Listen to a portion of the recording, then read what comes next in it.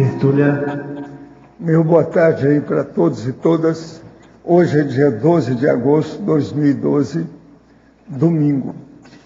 O verbete é de número 2384. Ele tem 5 páginas, 47 logias e 9 máximas.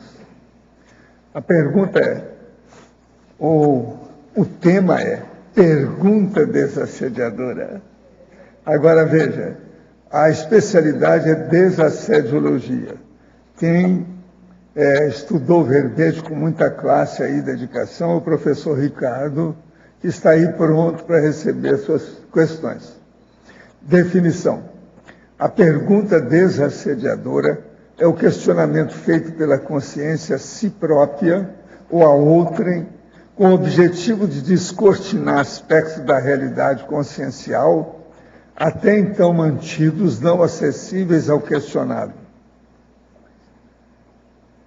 O escritório residencial, sendo o local reprodutor do holopensene e da autopesquisa do holociclo, a pensenidade na zona do desconforto, a pensenidade questionadora interassistencial, a pergunta autodesassediadora, a pergunta heterodesassediadora, a semiologia na era da medicina tecnológica, a acurácia de única questão comparada a grande questionário, a formulação das perguntas em consulta médica, possibilitando a anamnese ser menos indutiva das respostas do paciente, a efetividade da anamnese minuciosa, o efeito da droga médico.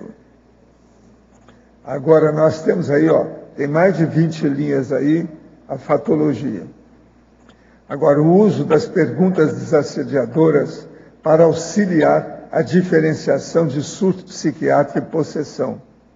As perguntas autoassediadoras sendo ferramenta de apoio na superação do meio de consciência.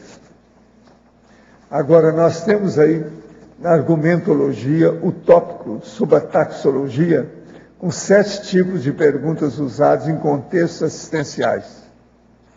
E tem também o tópico da classificação, com 4 tipos de perguntas desassediadoras relativas à intra- e à extraconsciencialidade.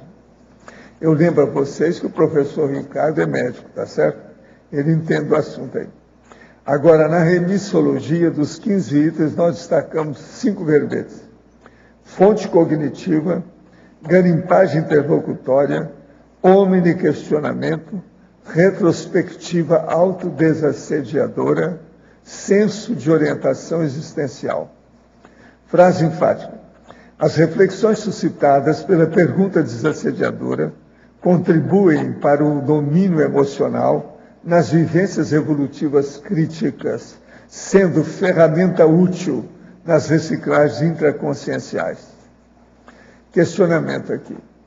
Em momentos de crise, você consegue manter a faculdade de perguntar-se sobre os rumos mais cosmoéticos a seguir? Os questionamentos promovem auto- e heterodesassédios? O micro-universo consciencial ainda é tabu para você? A bibliografia específica tem 6 fontes bibliográficas e a webgrafia tem 1 fonte. Agora, a mega análise aqui com João Paulo são 20 itens. Lógica, dúvida, escuta, resposta, anamnese. Retilinearidade, meta-pergunta, omniquestionamento, esclarecimento, comunicação. Indagação, interrogação, reflexão, assistenciologia, desassediologia. Semiologia, experimentologia, consciência-terapia, conscienciometrologia e mental-somatologia. O verbete aí do dicionário hoje é autopropositologia. O argumento é autointencionológico. Agora eu chamo a atenção para a argumentação, que tem 22 conquistas escolhidas, capazes de compor com inteligência o conjunto dos propósitos da consciência lúcida, quando ela é intermissivista. Agora aqui, questionamento. Fui agraciada de fazer o meu primeiro curso Ganhos Evolutivos com a professora Marianne Lickman, na minha cidade. Falei graça porque busquei muitos nos meus 36 anos de vida intrafísica e agora achei o que procurava. Como posso ajudar meus filhos de 13 e 10 anos a buscar a Conscienciologia sem que eles se sintam obrigados nessa busca? Tem algum livro que eles possam ler para despertar o que está inato neles? Eu, meu esposo e meus filhos temos parapsiquismo, só que nunca tivemos acesso de ferramentas ou as ferramentas para desenvolvê-los da melhor maneira. O senhor poderia me orientar? Olha, sobre os seus filhos, seria bom você entrar em contato com a Asimvex. É só ligar aí para o CAE que eles vão dar lá o endereço e todos os dados que precisam. E lá na Simvex eles vão mostrar também o que é que seria bom dar em matéria de livro e outras coisas mais para eles. Sim. Fala aí, então.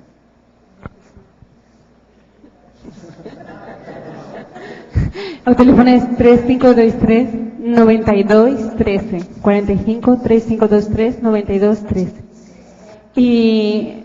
seria bom você falar com calma e de novo. Tá, ok. Um por um, porque senão não escuta seus... Vou falar uma coisa mais simples.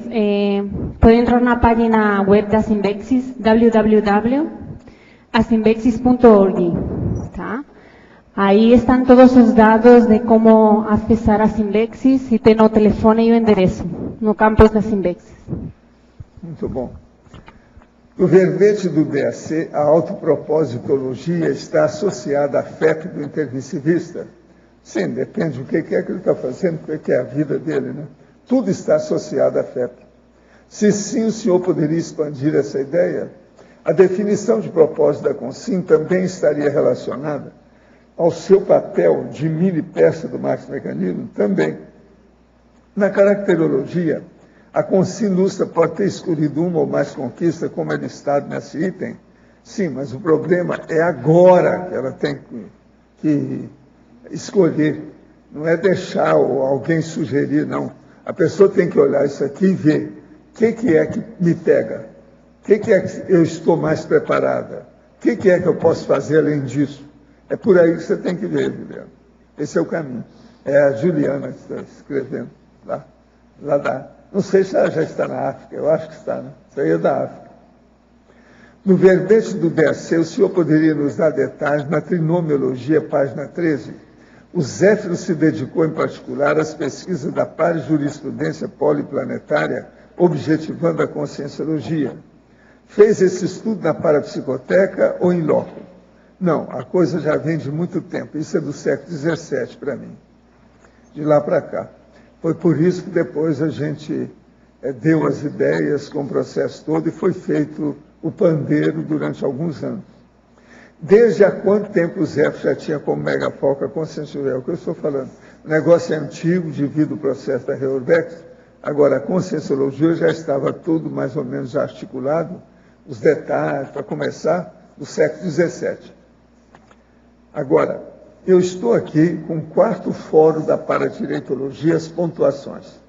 Total de participantes, 52. 19 homens e 33 mulheres. Tenepsista, 33. Agora, procedências são de 10 locais diferentes. Profissões são 16 tipos de profissões. As instituições conscienciocêntricas tinha gente de 12 instituições. Quer dizer, Paradireitologia está sério. Já com 52 pessoas já interessadas no assunto. É por aí. Vamos em frente. Esse é o 4º fórum da Paradireitologia. Vamos ver como é que fica daqui para frente. A gente conta com vocês para estudar o paradireito, é uma coisa muito séria. Agora, eu entrego, então, o professor, sabe, para você, vai devagar aí, cuidado com ele, hein? Olha lá. Na página 2, tecnologia, segunda linha, a técnica da meta-pergunta. Bom, a técnica da meta-pergunta, ela acontece... Estão ouvindo? Então, parece que está estranho aqui embaixo, né? A técnica da meta-pergunta, ela acontece quando você está, por exemplo, envolvido num contexto assistencial, uma relação assistente-assistido, em que você está num processo de investigação clínica, e à medida que você vai perguntando para a pessoa, você vai dentro do seu micro-universo se perguntando quais são as melhores perguntas a serem feitas naquele momento. Então, é a pergunta que o assistente faz a si próprio a respeito do quão adequado é aquela pergunta dentro daquele contexto. Correto. Agora, na efeitologia, terceira linha, o efeito assediador da consulta médica realizada apenas com perguntas fechadas. Bom, o que é uma pergunta fechada? Perguntas fechadas são aquelas perguntas que requerem como resposta, geralmente sim ou não. Você está com febre? Você tem dor? Você está bem?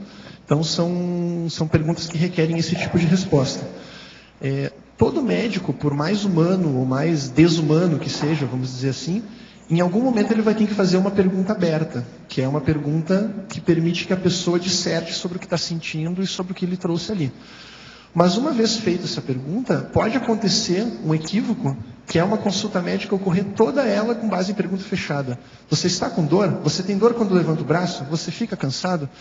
E, na verdade, isso é uma coisa que o médico não vai conseguir, de forma fidedigna, entender o que se passa com o seu paciente. Para que ele possa entender melhor o que se passa com o seu paciente, a consulta ela tem que ter mais momentos em que o paciente fale coisas nas suas próprias palavras e possa dizer da sua forma o que sente, como está. Então, uma consulta médica toda levada com perguntas fechadas é uma consulta em que o médico induz a pessoa a dizer certas coisas e o médico acha o que ele quer e não o que o paciente tem. Tá ok, obrigado. Em pensenologia, na página 1, você fala da pensenidade na zona de desconforto. Isso. Aprofunda um pouco isso, por favor. Bom, o que seria a zona de desconforto dentro desse contexto? A zona de desconforto, a pensenidade na zona de desconforto seria a minha pensenidade transitar em aspectos, em reflexões, em ideias que me remetem às minhas imaturidades. Então, as minhas maturidades eu transito muito bem. Eu estou aqui, estou falando na boa, em qualquer momento, a qualquer circunstância. Mas as minhas imaturidades são coisas que, às vezes, eu tenho dificuldade de entrar nelas. Então, para que você possa fazer uma reciclagem intraconsciencial, para que você possa amadurecer, você tem que necessariamente transitar o seu pensamento em contextos da sua vida que te doem, que são desconfortáveis para você. Então, é isso. E em fatologia, você fala primeiro da contribuição do olhar na realização das perguntas e depois da contribuição da comunicação não verbal. Aprofunda um pouco os dois. Tá. A contribuição do olhar é muito interessante. Eu tenho uma casuística pessoal assim, que é muito curiosa. Assim. Eu trabalhei um tempo com tuberculose, e nós tínhamos uma paciente que ela era usuária de drogas pesadas. Assim, E o usuário de drogas, de uma forma geral, ele tem comportamento autodestrutivo. Ele não se permite melhorar da sua saúde. Então, se criava uma condição que era a seguinte: eu, que em tese era uma autoridade, chegava lá, ela, não, doutor, estou tomando tudo certo, tudo bem, tudo certinho. Aí a enfermeira vinha e falava comigo, ela não está tomando nada, ela só xinga a gente. Então ficava aquela dicotomia, a paciente dizendo que estava tomando, fazendo certo, e a equipe de saúde dizendo que ela só era mal educada e não tomava o remédio. Então teve um dia que eu, assim, basta, chega, Fui até a casa dela e me propus a inquirir ela da forma mais profunda que eu conseguia, que eu teria condições de fazer, para esclarecer de uma vez por todas, afinal, está tomando ou não está? Então eu comecei a investigar, comecei a perguntar, comecei a entrar. Estávamos eu, um agente de saúde e um auxiliar de enfermagem. Perguntei, e o auxiliar de enfermagem e o agente de saúde estavam um pouco mais para o lado. Assim, E eu senti que eu comecei a chegar perto do ponto. Que o ponto era o seguinte: de alguma forma, se ela fizesse o tratamento, se ela entrasse no holopensene do tratamento, ela sairia do holopensene das drogas de alguma forma. Então esse era o ponto. Quando eu comecei a chegar perto do ponto, ela me olhou de uma forma tão ameaçadora que ninguém viu isso, só eu e ela vimos o que aconteceu ali, né? E eu tive que, num instante, assim, num milésimo de segundo, eu tive que tomar uma decisão. Vou sucumbir a esse olhar ou não? Né? E eu decidi não sucumbir ao olhar. Decidi continuar perguntando e, no fim das contas, se esclareceu que ela não estava tomando remédio de fato. Né? E isso aí isso gerou uma série de mudanças posteriores no caso dessa menina. Atualmente ela está curada, ela acabou o tratamento, né? Ela era namorada de um rapaz que vendia drogas, ela saiu da casa dele e voltou para morar na casa dos pais e começou a fazer curso de informática e começou uma série de mudanças que culminou com a cura dela da doença. Assim, né? Então essa é a contribuição do olhar no momento da realização de perguntas. O que é a outra que você tinha perguntado? Os gestos, né? Isso, da comunicação não verbal. Às vezes, o profissional de saúde, a minha tendência é falar médico, mas talvez seja, né, todos os profissionais. Às vezes o profissional de saúde deixa nos seus gestos transparecer o que ele está pensando ou sentindo. Né? Então, por exemplo, se o médico deixa transparecer alguns gestos de insegurança, por exemplo, não olha no olho, dá uma coçada na cabeça, faz uma expressão, né, de alguma forma ele demonstra insegurança, essa vai ser uma anamnese pouco efetiva. Né? Porque o paciente pode vir a dar um nó no médico e não conseguir chegar onde deve chegar. Né? Então, não só o pensamento e a fala têm que estar coerentes com o processo investigativo clínico, mas a postura do profissional também tem que estar coerente com a certeza de onde ele quer chegar. Né? Gente, eu queria que a gente batesse umas palmadas. Tem um nome da televisão aqui, que é um dos maiores do Brasil, que está ali, aquele cara ali, sabe?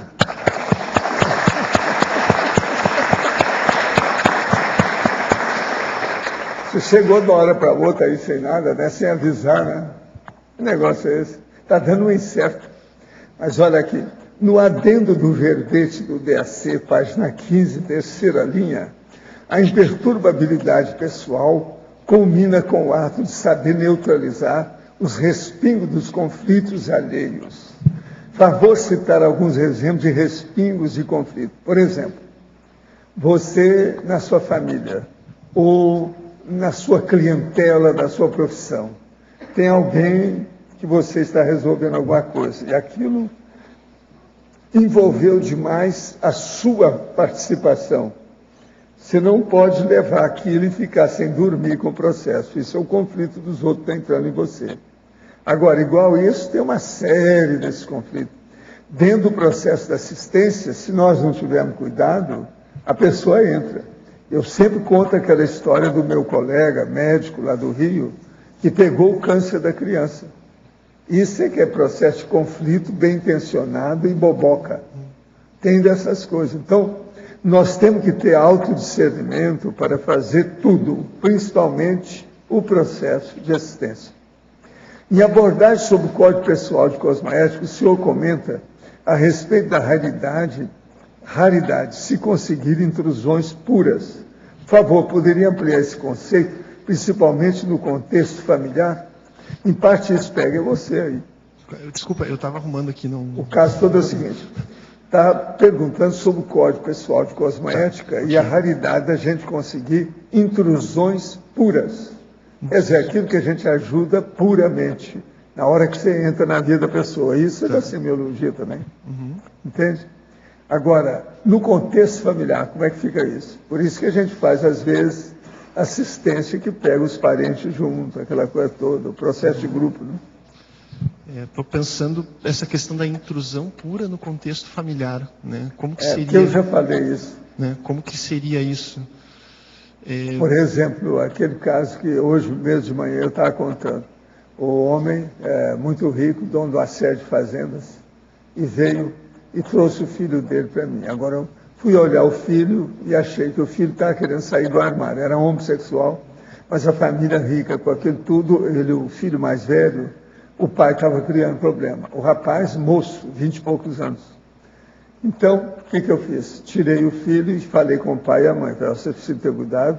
Esse menino vocês têm que dar liberdade para ele escolher o que ele quiser. O dono do corpo é ele, tem que dar liberdade para ele. E não deve fazer pressão em cima. Vocês têm que entender a posição dele. O pai ouviu, a mãe ouviu e ficaram com isso. Mais tarde o cara suicidou. Eu tinha avisado tudo. Agora veja, é um processo de intrusão e depois eles vieram tudo chorando as mágoas, porque com o menino. Eu vi 3 casos desses, que eu avisei. E os rapazes suicidaram. Tudo isso no interior. Gente rica. Não é fácil. Mas, intrusão. Nessa... Agora veja, é uma intrusão positiva, mas não seguia, não adiantou nada. Olha, nessa questão da intrusão, agora o senhor está falando, me lembro de vários casos que já atendi. Assim, né? Por exemplo, é muito comum acontecer na prática da medicina generalista, que é o meu caso, virem famílias trazendo crianças sem limite. Mas o meu consultório era medicina gratuita, clínica geral, no interior. Era justamente tudo isso, certamente. A família, sim. Ó.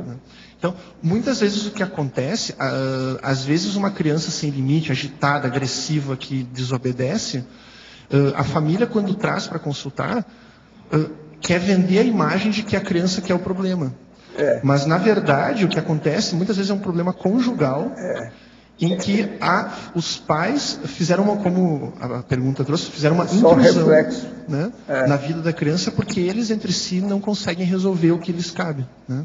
Então, isso é muito Agora aqui, ao verbetógrafo. Na exemplologia, na página 3, poderia aprofundar a pergunta desassediadora menor, o questionamento em meio à crise, auxiliando na superação do emocionalismo exacerbado. Pergunta desassediadora maior, o questionamento auxiliando a retomada dos rumos da programação existencial. De que modo a Consim pode elaborar pergunta desassediadora para si mesma para superar as crises de emocionalismo exacerbado? Bom, a pergunta desassediadora menor é aquela pergunta em que a pessoa, por exemplo, a autodesassediadora, é aquela pergunta que a pessoa faz a si próprio no momento em que está vivendo uma condição emocional. Então, eu estou agora com raiva de alguma coisa, ou estou agora, nesse momento, angustiado com alguma coisa, então eu vou parar e vou me perguntar o que está acontecendo e vou explorar para que eu possa entender melhor a situação agora, no momento, e que possa superá-la. Isso seria uma pergunta desassediadora menor. Por que menor? Porque ele é um efeito pontual sobre a condição emocional do momento. Agora, a pergunta desassediadora maior, eu trago como um exemplo muito interessante o verbete da professora Adriana, aqui do lado, que é o senso de orientação existencial, que ela traz uma série de perguntas que não visam especificamente um momento emocional atual, mas sim são perguntas que norteiam decisões mais sérias a respeito do processo da programação existencial. Então, essa seria basicamente a diferença. Mas eu acho que o que a pessoa que perguntou poderia fazer é começar a criar o hábito de, no momento das suas imaturidades afloradas, perguntar-se a si próprio o que está ocorrendo e não deixar simplesmente aquilo vir. Aqui agora, a pergunta do doutor Eduardo, que é seu colega lá de Curitiba. Ao verbetógrafo Ricardo, sendo médico, preocupado com a melhor atuação possível no que faço pelos pacientes, gostaria que detalhasse mais sobre o sinergismo, medicina de família e comunidade e multidimensionologia. Está na Sinergismologia, página 2. Como melhorar esse sinergismo no dia a dia profissional e nas visitas domiciliares? Muito interessante. O que acontece é o seguinte, ele foi mais fundo do que eu tinha pensado. Você conhece ele? Eduardo, eu não me lembro. Eduardo Dória. Não, ele é lá de Curitiba, ele escreve aqui todo dia. O Eduardo devia te procurar lá. Dá o endereço aí para ele. Eu vou estar em Curitiba agora, de quinta a domingo. Podemos. Você está lá, de vez em quando você está lá, sim, né? Uma vez por mês eu vou a Curitiba. Eu vou estar agora nesse próximo final de semana lá. Onde é que você fica lá? Fala com ele. Eu fico muitas vezes na casa de um casal de voluntários, às vezes em hotel. Pode anotar meu telefone se quiser, né? Seria bom, Eduardo, você anotar isso aí. Posso fazer isso aqui? Não bom vou dizer meu telefone. Com você. Eles querem para cá todo dia. Estão me sugerindo para não dizer. Tá, isso aí, boa, melhor. Então tá. Deixa eu Eduardo responder. Dória. Não vou. Isso é coisa de verbetógrafo de primeira viagem.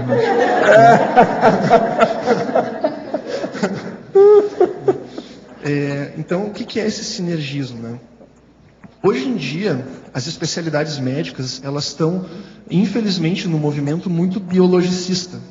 né? Cada vez mais considerando as doenças como apenas uma manifestação orgânica, cada vez mais dando mais importância para exames de alta complexidade e menos importância para a semiologia e para o contato interpessoal.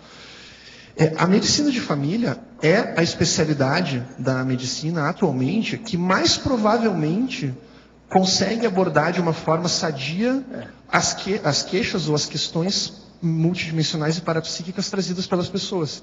Porque a medicina de família é uma especialidade que formalmente faz interface com a antropologia, com a sociologia, com a filosofia, com a educação e com uma série de outras... A genética. Também com a genética. É um negócio sério isso, né? Então, é mais provável, se uma pessoa vier trazendo uma queixa de que conversa com o seu marido que é falecido, é mais provável que um médico de família vá com seriedade explorar aquela condição do que uma outra especialidade que provavelmente vai considerá-lo como sendo um psicótico ou alguma outra questão. Então, esse foi o sinergismo que eu pensei a princípio, né? Agora, ó, seria bom a gente falar para o Eduardo que você exerce essa especialidade. Isso. E outra coisa, falar para você que Eduardo sabe tudo sobre Conscienciologia. Ele escreve aqui, já não sei desde quando. Já esteve aí e tudo, ele é fora de série, tá? É moço ainda, mas cheio de vida. Entende? Por isso seria bom vocês se encontrarem. Mas eu pego o e-mail dele. É importante isso aí. Agora, gente, eu deixo aí, por favor. Oi, Ricardo. Na quinta linha da patologia, você fala o efeito da droga médico. Você pode explorar isso para a gente? Sim. O termo droga médico, ele é um termo que foi muito polêmico nas minhas revisões, né? Ele saiu, entrou. Então, o termo droga médico é um termo técnico da relação médico-paciente, deste autor, que se chama Michael Balint. Ele foi um psicanalista que viveu até 1800 e muitos, 1970, psiquiatra e psicanalista, que ele tinha, as ideias dele sobre relação médico-paciente eram basicamente, toda a teoria foi em cima de duas ideias, de que o médico, para melhor conduzir uma consulta e para que a sua consulta seja mais assistencial, ele precisa conhecer melhor as suas emoções e especialmente as suas emoções desencadeadas pelo processo de consulta médica, da consulta. E um outro fator que ele aprofundou muito é a questão de que, da mesma forma que um medicamento ele tem os seus efeitos positivos, os seus efeitos negativos, a sua subdose, a sua superdose, o médico em si, independentemente da sua intervenção, ele também tem esses efeitos. Então ele diz que o médico em si é uma droga no bom sentido. Né? Eu acho, assim, eu já li o livro dele, eu tenho a sensação de que ele bateu na trave assim, do paradigma consciencial. Assim, Então é no mesmo sentido que eu estava pensando, porque tem um livro chamado assim, Médico, Essa Droga Desconhecida. Uhum. O autor, eu não estou lembrando o nome agora, se não me engano é Hélio Luz, tem que dar uma conferida. Você põe na internet, que eu conheci esse autor, é um médico já de mais idade, e era essa ideia mesmo, né, do médico enquanto medicamento. Então, acho que vale a pena Então, também dar uma olhada nesse livro. Ricardo, aqui não há. Falha. Você poderia ampliar mais qual que é a relação entre a pergunta desassediadora e, por exemplo, o contexto de amizade ou convívio? E o contexto do convívio, sim. Eu penso, por exemplo, se você tem uma amizade, né? Agora pensando aqui, se está numa relação de amizade, você percebe, por exemplo, que o seu amigo ou sua amiga está passando por uma situação difícil e tal, eu penso que seja seu dever, né, ajudá-lo. E uma das formas de ajudar seria você questionando aquela pessoa do que pode estar acontecendo, você desenvolvendo uma sensibilidade para perceber o que o outro está sentindo e questionando a pessoa a respeito do que ela poderia fazer. Enfim. Para as pessoas que não têm essa habilidade, ou seja, como que você faria para, o que dicas você daria para desenvolver essa habilidade, porque não deixa de ser. Desenvolver a habilidade de realizar esse tipo de pergunta. Isso. Eu acho que todo mundo tem um substrato muito rico para isso, né? Que todos nós aqui estamos querendo reciclar, estamos querendo superar as nossas imaturidades emocionais, e todo mundo tem, em maior ou menor grau, imaturidades emocionais. Eu acho que o primeiro momento, que foi no caso foi o meu caso, né, que a gente pode começar a desenvolver isso é, no momento de alguma emocionalidade mais aflorada, perguntar-se o que está ocorrendo agora. Né? Eu acho que começa por aí. Né? Isso... Ricardo, aqui no B. Fala, amigo. Na página 2, segunda linha da patologia, você pode comentar a limitação paradigmática impedindo a realização de pergunta desassediadora? Sim. Quando uma pessoa ela se propõe a fazer uma intervenção assistencial, por exemplo, uma pergunta desassediadora é uma intervenção assistencial, né? Ou uma investigação clínica, ou qualquer tipo de investigação, a profundidade com que essa pessoa vai investigar é do tamanho do paradigma pessoal dela. Né? Então, se eu, por exemplo, estou atendendo uma pessoa com um nível cognitivo muito, muito baixo, é mais provável que eu vá estabelecer uma relação com ela em que eu diga o que fazer do que eu perguntar para fomentar a sua reflexão. Entende? Então, da mesma forma, se eu pego, por exemplo, um médico que tem um paradigma muito biológico demais, nada é psicológico, nada é social, nada é multidimensional, é muito provavelmente que ele não vai conseguir sair desse contexto para perguntar outras coisas. Né? Da mesma forma, as pessoas que não consideram a multidimensionalidade e a relação com consciências extrafísicas, por exemplo. Se essa é uma variável da investigação do problema daquela pessoa, e eu não considero e não percebo isso, é pouco provável que eu vá considerar essa variável, né, no processo investigativo. Fala, Pedro. Ricardo. Fala, Rosa. Pode ir.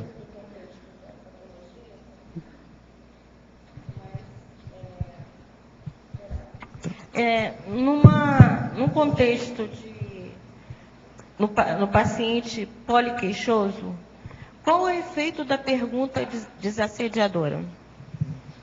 Isso que a gente estava conversando no almoço. Né? Nós estávamos conversando isso, é continuidade.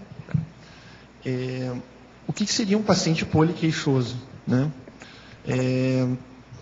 Existe um termo técnico para isso que eu não me recordo agora, né? Mas poliqueixoso é um termo geralmente usado pejorativamente por equipes de saúde para se referir a pessoas que usam o serviço de saúde de forma muito contínua e muito frequente, geralmente despertando um sentimento nos profissionais de saúde negativo, e geralmente são pessoas que foram multi-investigadas para causas orgânicas e essas causas não foram encontradas. Então, como essa pessoa é supostamente, entre aspas, né, um histérico ou qualquer outra coisa pejorativa, né, então acaba se dando o nome poliqueixoso. Né. Uma abordagem, eu sempre digo para os meus colegas assim, que eu não tenho nenhum... paciente poliqueixoso na clínica generalista não me aumenta uma gota de adrenalina, assim, nada. Porque o que acontece? Eu já sei que essa pessoa, muito provavelmente, não tem nada de orgânico. Então, essa janela está parcialmente encerrada. Então, agora tem que abrir a outra janela. Né? Então, já tive muitas vezes experiência, por exemplo, de olhar para uma pessoa e perguntar, fulana, fulana porque geralmente são, na nossa experiência, são mulheres, assim, né? Fulana, como você se sente tendo sido investigada de várias formas, com vários exames, por vários especialistas, e nenhum profissional encontrou em você nenhuma causa grave para esse seu problema? Né? Isso é uma pergunta que desmonta a pessoa. Que a pessoa tem que... inclui uma nova variável. A pessoa tem que começar a considerar a possibilidade de que todas aquelas queixas não tenham fundo orgânico. Né? Então isso desmonta a pessoa. E já tive experiência muitas vezes, me lembro de um caso agora, essa pessoa tinha um prontuário que era do tamanho desses 3 livros juntos, assim, né? Imenso. Na primeira consulta que eu fiz com ela, eu fiz essa pergunta para ela. E ela me disse uma coisa que ela nunca tinha dito para ninguém, que ela tinha sido abusada sexualmente quando tinha 7 anos. Né? Então, você sai da lógica predominante, você abre uma outra janela, abre um mundo de oportunidades para a pessoa. Né? Agora, ó, meu consultório, eu atendi muita mulher que era exibicionista. Agora, eu tive consultório no interior, em Uberaba, que era popular. E tive depois em Copacabana, no Rio, que era do High Society. No High Society lá é que acontecia mais as exibicionistas. Elas vinham se queixavam de qualquer bobagem para ir ao consultório e arranjava lingerie da última moda para tirar a roupa. E arranjava sempre alguma coisa que você tinha que examinar o corpo dela, para ela se exibir. Então, são mulheres exibicionistas que existem em grande escala e principalmente no High Society. Agora, o Rio era incrível o negócio como é que era. E outra coisa, solteiras e casadas, não importa. Era um monte. Agora, as minhas enfermeiras já estavam até acostumadas. Olhava o jeito que ela chegava assim, ó, na sala de espera, e falava assim, ó, hoje tem. A gente já sabia. Professor, então, isso tudo você tem que olhar também. Não, eu tenho uma teoria, assim, não é uma teoria, mas um fato que a gente constata, assim, né, que, vão me apedrejar aqui, mas, quando uma mulher consulta a primeira vez com um médico generalista e a primeira consulta tem um bom vínculo, a segunda consulta é queixa ginecológica. Batata, assim, isso é impressionante. Eu ainda tenho que provar esse fato, mas... Agora, as cantadas de mulheres são muito sutis, são muito bem feitas. Agora, o médico é um problema. Agora, veja, eu tinha um consultório em Copacabana, Figueiredo Magalhães, muito bem montado, fazendo plástica, cosmetria, essa coisa toda. E era solteiro, né? Você já viu, né? Então, era um problemão aquilo em cima de mim, com a situação toda. Agora, o que eu acho engraçado era a minha enfermeira. Eu tinha uma das enfermeiras, era alemã, entendeu? E a outra, uma das grandes enfermeiras de hospital lá do Rio. Então, o que se passa? Essa alemã falava inglês, falava tudo que eu tinha que ter que atender gente que entendesse inglês, porque era muita gente vinha dos Estados Unidos, todo lado. Então, o que é engraçado era a observação delas. Com o tempo, elas ficaram com o olho clínico, vendo a minha situação. Você está entendendo? Ela chegava para mim, olhava lá, quem é que estava na sala de espera, e falou assim, ó, hoje tem. Já sabia como é que é. Então, isso aí a gente tem que olhar. Tudo é por causa da clínica geral, tá? Tem disso. Ricardo, só aproveitar aqui na primeira página, na 7ª linha da fatologia, você coloca as peculiaridades do uso do porquê, na formulação de perguntas, e na tecnologia também, na última linha, você coloca a técnica dos 5 porquês. Você pode aprofundar? O porquê, no contexto da investigação clínica, foi muito interessantemente abordado por esse autor aqui, Alfred Benjamin, né, num livro chamado Entrevista de Ajuda. Ele diz o seguinte, a gente tem que ter parcimônia quando a gente investiga uma situação e usando muito o porquê. Quando uma pessoa ela está com uma condição emocional muito séria, assim, um processo emocional muito aflorado, às vezes o porquê daquilo ela não sabe responder. É melhor você começar a investigação usando o como, de que forma, com quem, quando, né? E deixar para usar o porquê a partir do momento que ela já tenha tido alguma reorganização sináptica em relação àquela questão, né? Então, o porquê, ela pode não ser apropriada numa investigação inicial. A outra coisa do porquê, dependendo da educação da pessoa, se a pessoa foi muito reprimida, muito maltratada, muito, né, violentada quando menor, na infância e na adolescência, às vezes você perguntar o porquê pode soar para ela como uma coisa inquisitória, né? Então, isso ele coloca muito na casuística dele, né? Então, e os 5 porquês, né? Os 5 porquês é uma técnica que a gente vê muito na administração, né? Na internet tem muitas referências a essa técnica dentro do processo de gestão de empresas e tal, mas que também a consciencioterapia usa, né? Em que, se você está com uma questão que você tem que reciclar, você tem que superar, né? A premissa dessa técnica é que se você pegar essa imaturidade e você responder o porquê, obviamente vai ser um porquê parcial, né? Não vai ser um porquê que vai esgotar o assunto. E essa resposta dessa pergunta, você pergunta o porquê daquilo. Aí você responde. Aí essa resposta, você pergunta o porquê dela. E assim sucessivamente. Pode ser 5, pode ser 3, pode ser 8. Né? Então, você consegue chegar mais próximo do âmago da questão. enfrentamento do mal-estar, a Adriana está dizendo. Ricardo, uma dúvida que eu tenho. Às vezes, já aconteceu comigo, eu já ouvi queixa de outras pessoas, né? Do paciente questionar, querer saber mais alguma coisa, né, sobre aquele problema que está levando ele lá ao consultório e questionar mesmo sobre tudo, né, que possa ajudar a esclarecer o paciente a respeito, né, da situação que o levou lá. E muitas vezes tem médicos que é bem curto, né, bem direto, fala muito pouco e não explica nem esclarece mais aprofundado. O que você tem a dizer a respeito disso? Seria por que determinadas posturas de médico é bem clara, bem aberta, e outros que não gostam de explicar? O que você vê a respeito?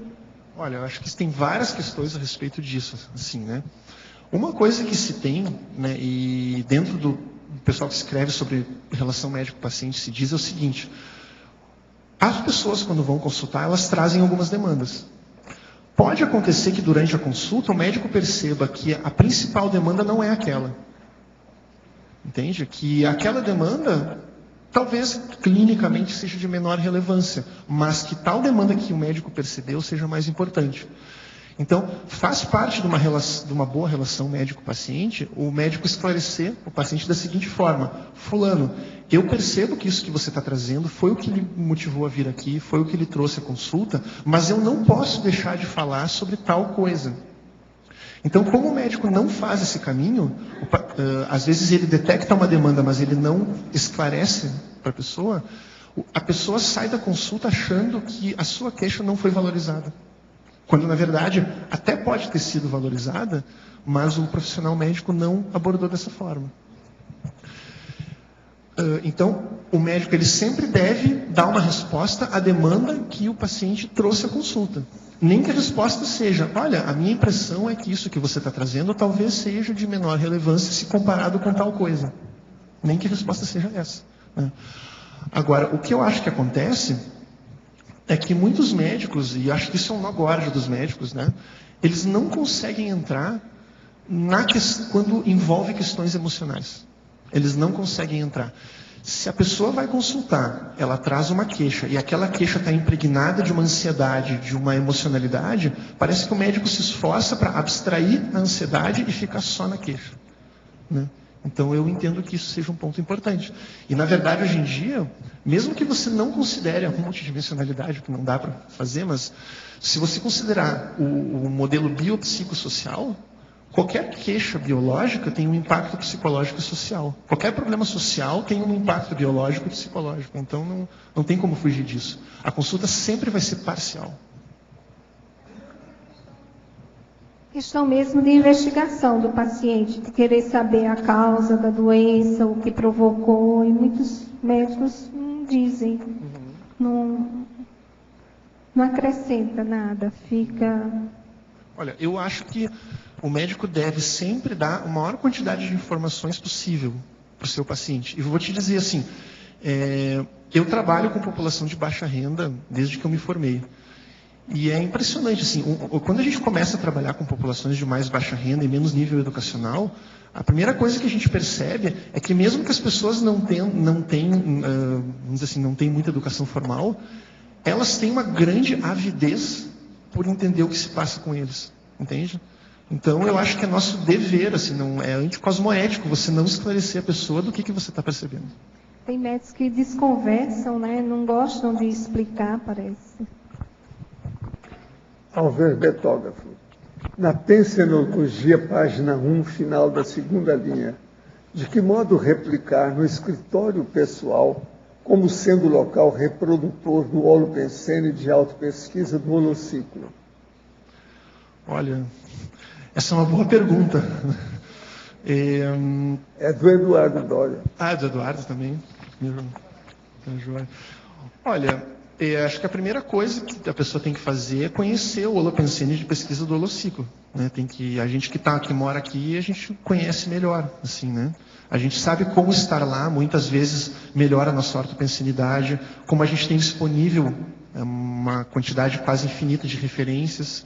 Então, se você trabalha num escritório, que você tem lá suas referências, que você se exercita para manter a sua ortopensenidade, eu penso que seja por aí, assim, né? Fatologia, página 1, segunda e terceira linha.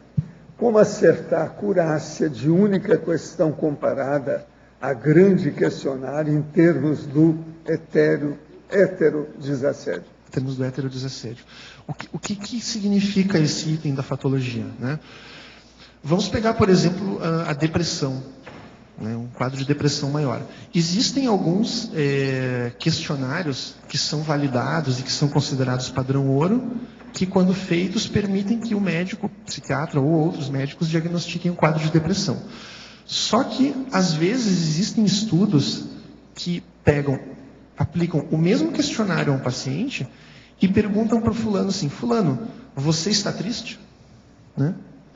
Então, eles comparam o percentual de pessoas que tiveram o diagnóstico nesse grande questionário e o percentual de pessoas que respondem à pergunta: sim, estou triste.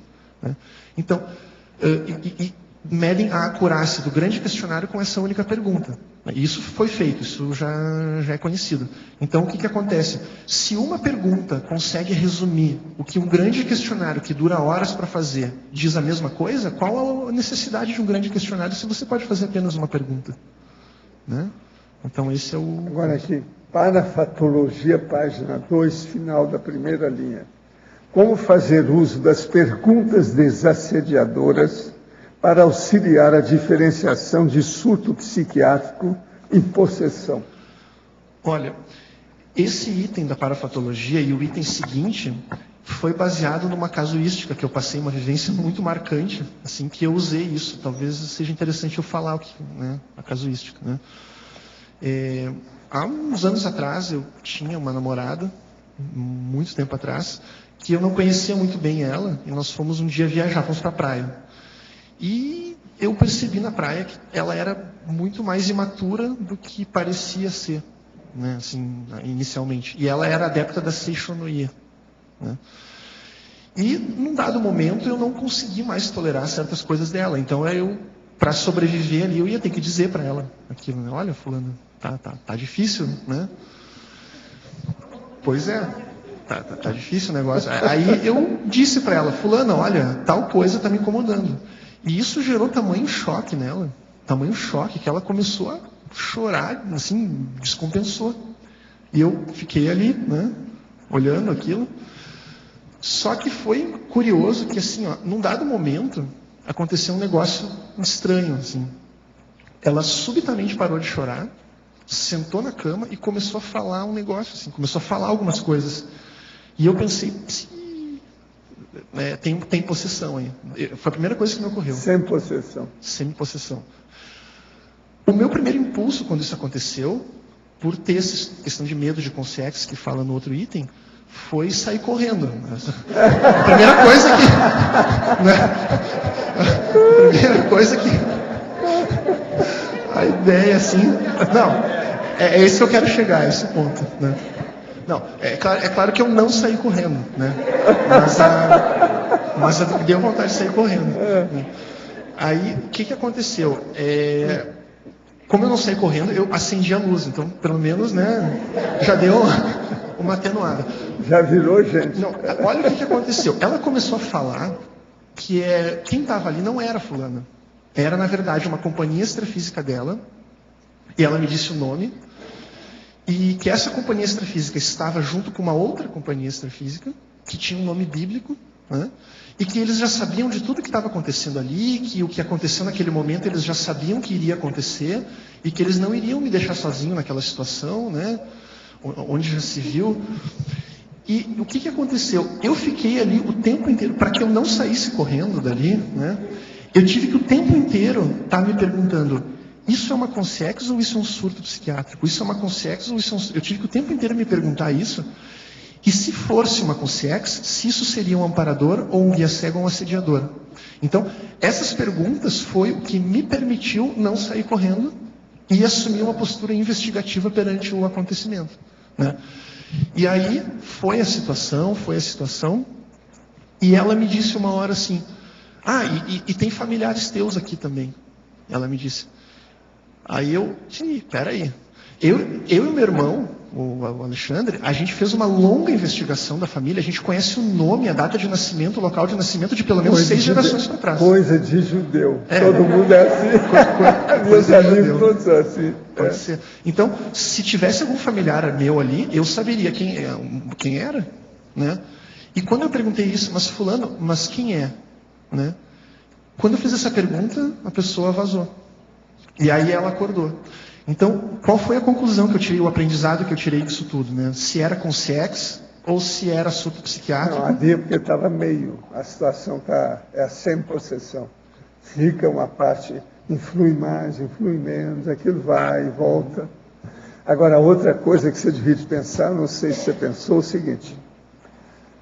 Ela, ou as consciex, através dela, queriam conservar você ou mandar você passear.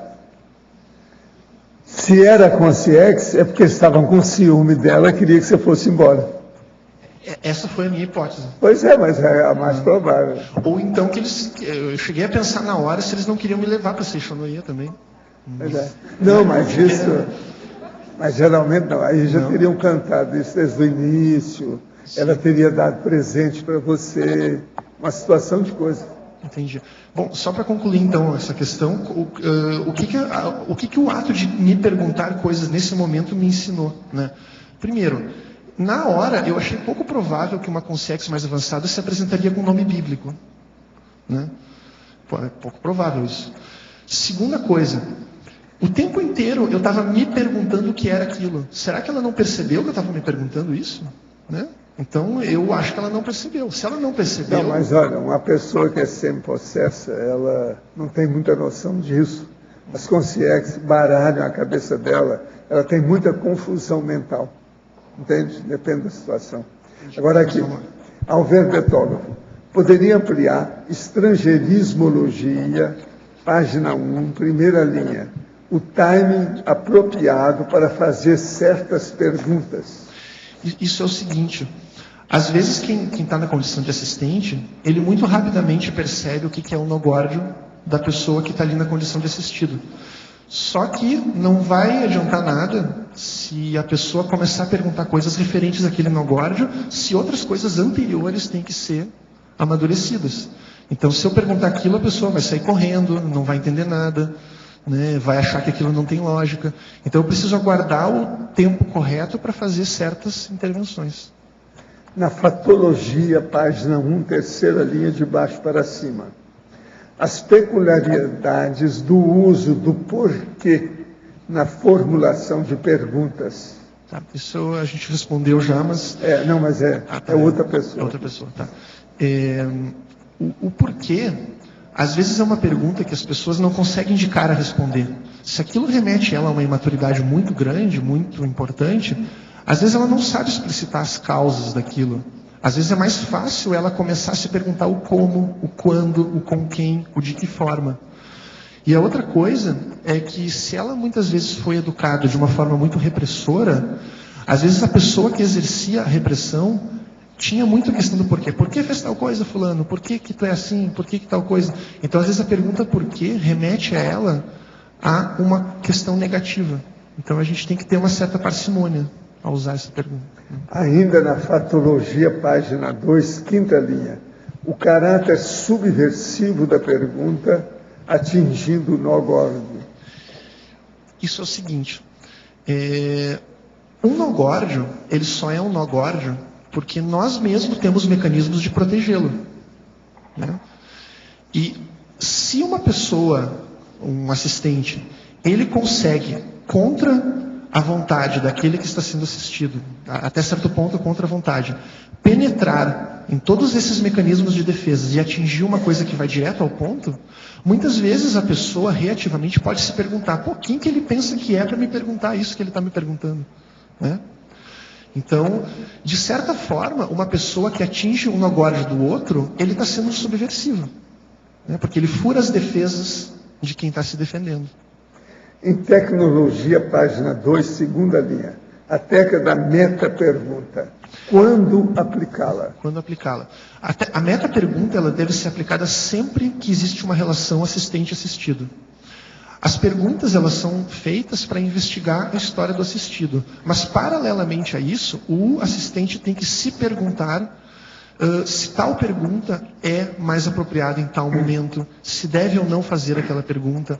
E o próprio processo de formulação de perguntas acontece ao mesmo tempo na cabeça do assistente. Então, isso são as meta-perguntas.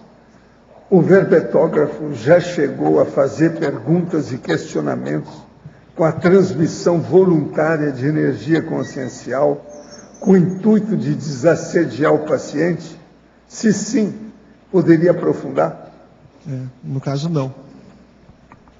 Não tive ainda essa experiência, pelo menos voluntariamente. É uma coisa que agora eu estou começando a tentar desenvolver isso, assim, de, à medida que vai questionando e vai investigando, exteriorizar a energia, fazer contato com os amparadores.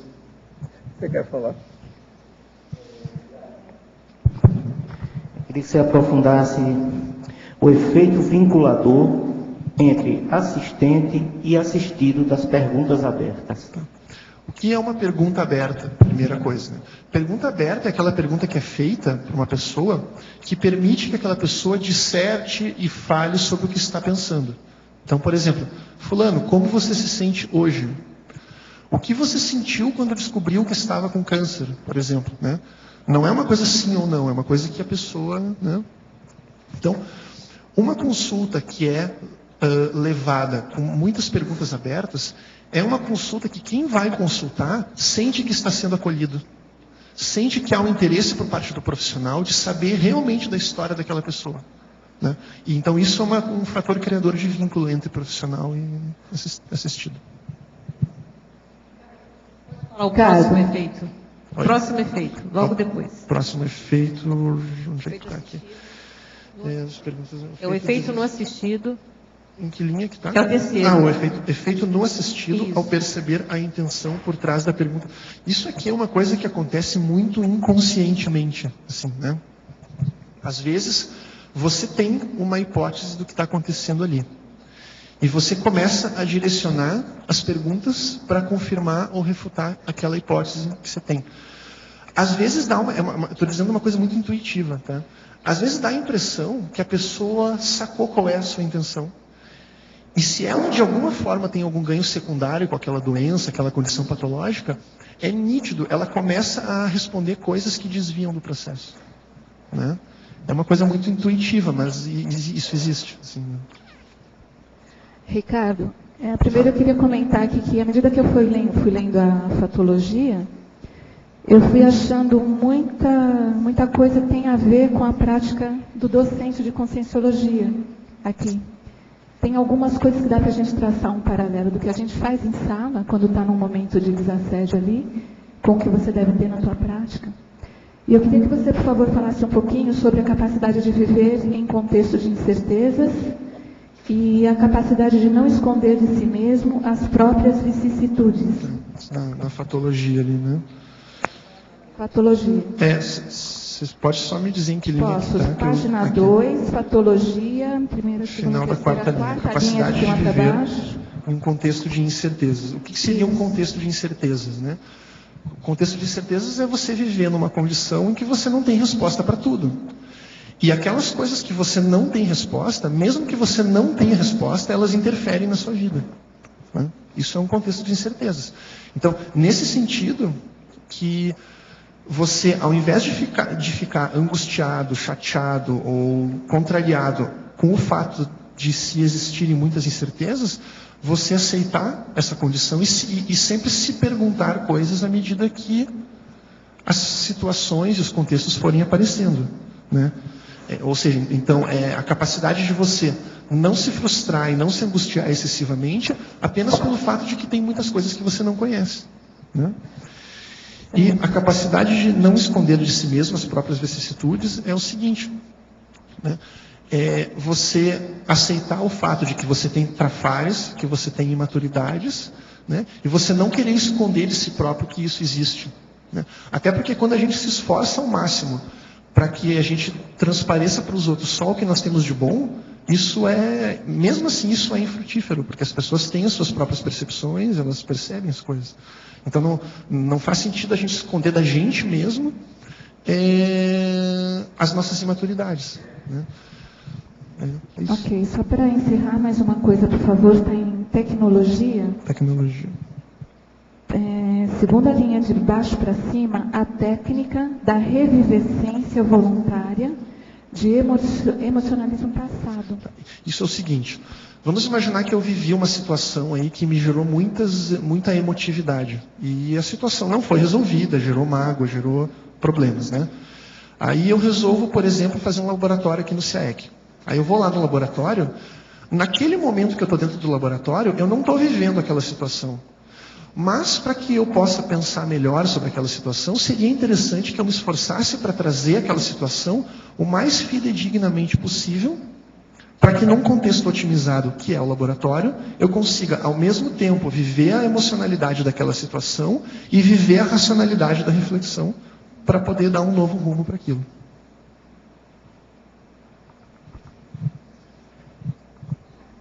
Alô? Eu queria pedir para vocês, na fatologia, na segunda página, na terceira linha ali, você fala da discrepância entre a velocidade da formulação de pergunta e elaboração da resposta. Você poderia aprofundar um pouquinho? Sim. Por exemplo, dentro do processo de pergunta autodesassediadora, né? Que isso já me aconteceu algumas vezes que eu estava aplicando assim, né? Essa técnica. Você tem aquele processo emocional imaturo e você começa a se perguntar coisas a respeito daquilo, né? Muitas vezes o fato de você conseguir formular em palavras uma pergunta que vai ao ponto, isso é muito bom, isso já é um passo adiante. Mas isso não significa que naquele momento você vai obter resposta para aquilo. Até porque se aquilo é uma imaturidade que vem se construindo ao longo dos anos e ao longo das vidas, é muito pouco provável que em algumas horas de reflexão você vá de fato responder aquilo. Mas agora, o fato de você ter conseguido botar em palavras aquela pergunta, isso já é a sua autojurisprudência de que você vai, né, o primeiro passo você já deu. É isso. Ricardo. Hoje de manhã nós estávamos no Fórum da Paradireitologia e durante todos esses 3 dias, de sexta até hoje, nós temos estudado muito a respeito da questão dos conflitos, de como resolver conflitos. E, casualmente, quando tu comentaste a respeito da postura do médico, que o médico ele não enfrenta a questão emocional, muitas vezes, do paciente, eu logo lembrei do que nós falávamos lá, né? Que a questão no direito também isso é muito presente. No direito convencional, que nós temos na SOCIM, não há um enfrentamento da emoção, apenas daquela questão posta em juízo. Então, nós, no nosso trabalho, na advocacia, na magistratura, nesse trabalho judicial, lida-se muito com perguntas. E eu gostaria, assim, de saber se tu terias alguma sugestão, alguma coisa assim para a gente, né? Olha, eu não consegui ainda, Márcia, fazer uma investigação sobre fazer uma interface entre a área da saúde e outras áreas que também se utilizam de perguntas. Isso é uma coisa que até questionei alguns colegas aqui da CCCI, jornalista, né, o próprio meu irmão, que é filósofo, que também, né, tem isso. Eu ainda não consegui fazer essa interface, assim, né? Mas o que eu percebo na minha prática seria o seguinte: o primeiro ponto seria você ter uma intencionalidade de fato positiva, assim, né?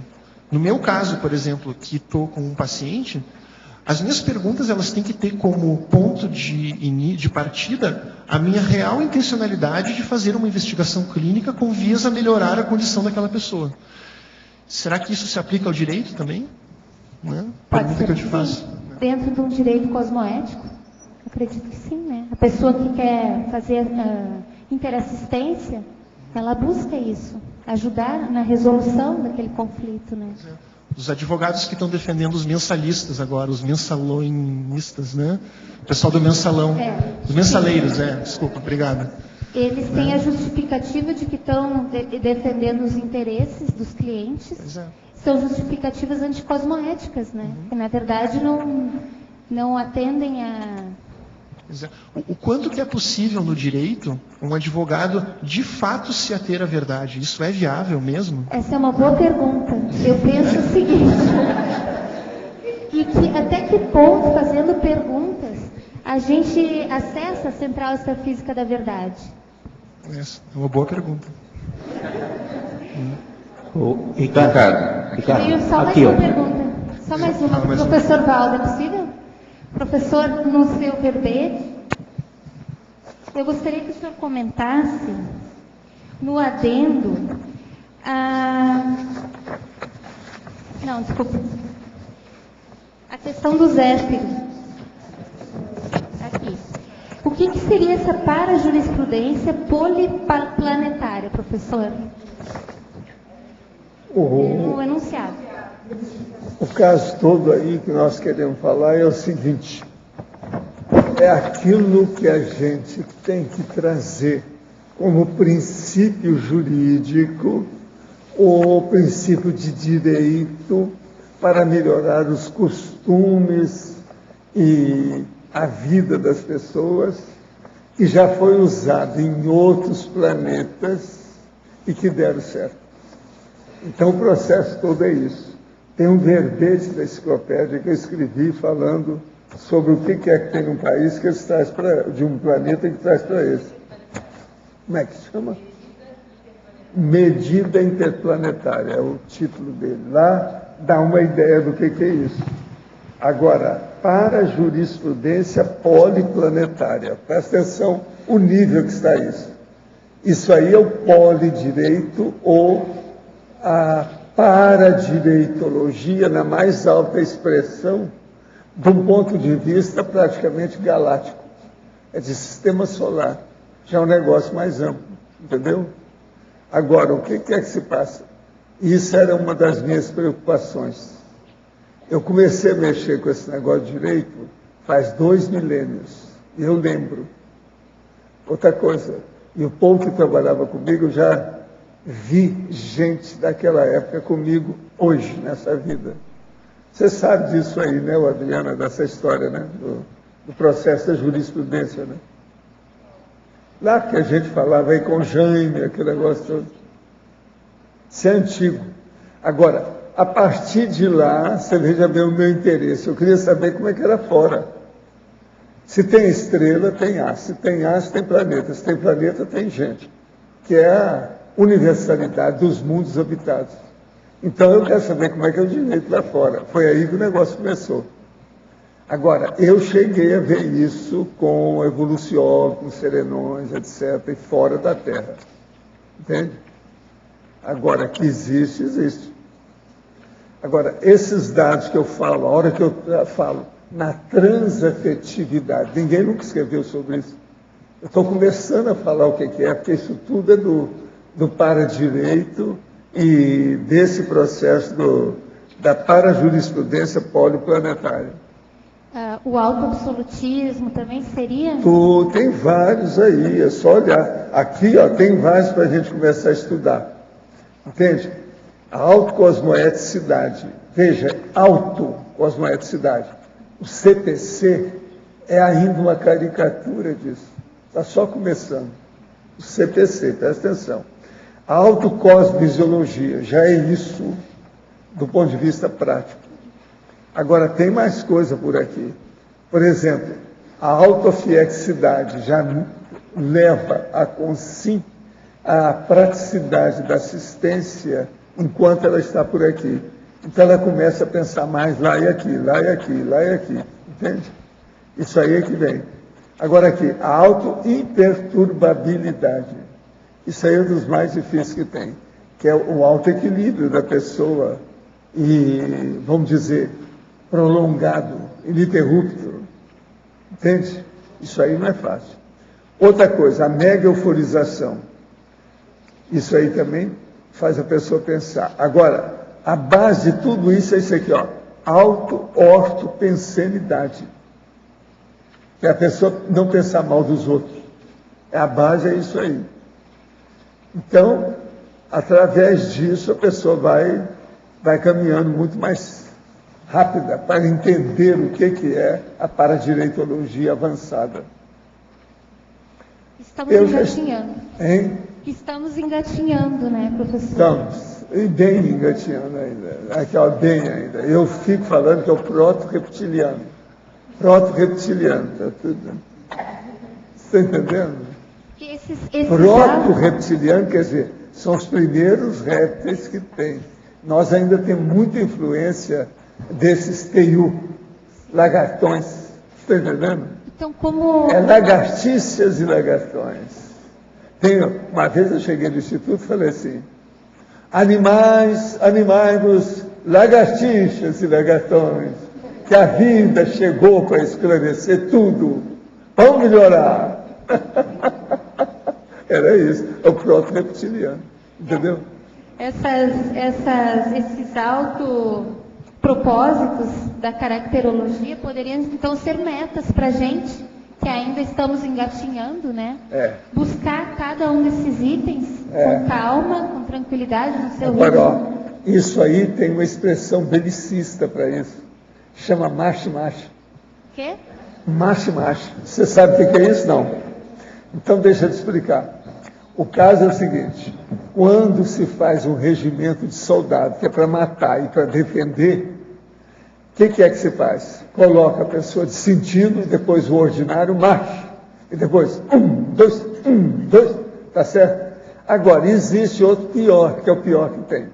Na hora que o soldado está, que tem que camuflar no meio do mato, que ele tem que passar debaixo de cerca, aquela coisa toda, ele tem que rastejar. Então ele chama, macho!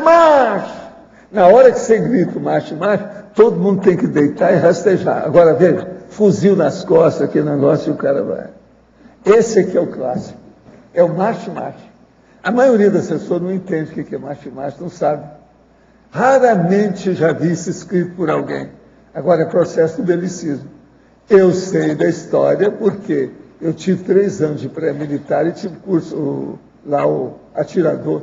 Você está entendendo? Eu fui atirador, tiro de guerra, durante 1 ano. Mas eu já sabia tanto que não fiz o tiro de guerra. Eu fiz os tiros. Andei também uma das marchas de 12 quilômetros, mas de 42 não, foi só de 12. 42, eles faziam marcha de 42 quilômetros. E outra coisa, fiz os tiros e saí bem. Mas eles sabiam porque eu era da administração da escola e naquela ocasião o Brasil exigia que até as mulheres marchavam. Entende? Tinha os dias na semana lá do processo da pré-militar, que chamava. Era uma disciplina. Sim. Tinha que ter no ginásio, aquela coisa toda. E eu, como era de administração, durante 3 anos eu participei daquilo para ajudar os outros. Porque mesmo se o rapaz ou a moça já tivesse participado da pré-militar no ano anterior, no outro ele tinha que repetir. Então todo mundo ficava doutor em marcha, da ordem, etc. Uma outra coisa, quando eu fui ao tiro de guerra, eu era dos mais altos, sardento e magro. Agora, teve um dia que eles pegaram para mim, num dia não, foram umas 2 vezes, que eles me chamaram lá, porque eu que fazia os discursos para o sargento, o capitão, dia de Caxias, dia da árvore, dia da bandeira, tudo eu fazia discurso. E eu já tinha lá, porque eu era da secretaria, tinha datilografia, que eu já entregava o discurso, tudo datilografado, uma beleza para eles. Né? Então, eles me chamaram para ir, para participar da situação. Então, como tinha os atiradores, muita gente, eles queriam dividir, eles me deram um regimento dos atiradores. Eu, então, fui comandar aquilo com a presença do capitão, que é terrível, olhando tudo que eu estava fazendo. Tudo direitinho. Quer dizer, eu comandando os mesmos atiradores, da mesma idade que eu. Entendeu? Agora, eles faziam isso para servir de exemplo, para mostrar que a pessoa, entende?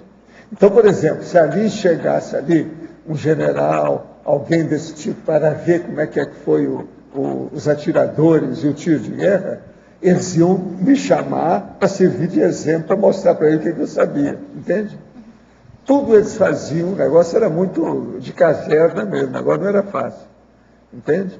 Outra coisa, lá em Uberaba, isso era muito sério depois da guerra, porque vários oficiais que nasceram em Uberaba, que eram uberabenses, morreram durante a Segunda Guerra, entende? Em 1944, 45, eles morreram. Muitos morreram na Itália. Tinha os retratos deles todos na sede de um tiro de guerra. E tinha até general no meio, que era de Uberaba. Todo mundo morreu. Eles não falam muito desse povo que morreu, há muito brasileiro que morreu. Sabe? Aquela campanha da Itália.